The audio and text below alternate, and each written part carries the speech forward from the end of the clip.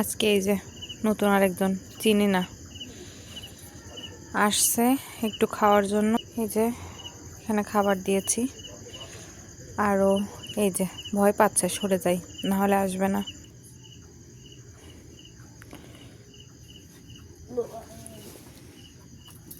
ওই যে খাচ্ছে,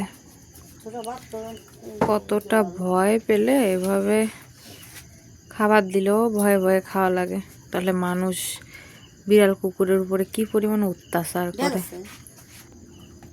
খাচ্ছে, খা। এ কি মনে হয় মারছে রে পা, ওই যে একটা খোড়া খোড়া, ওই যে পা খোড়া, কপাল কি যে মারলো, ওই পাটা নামাতেই পারতেছে না।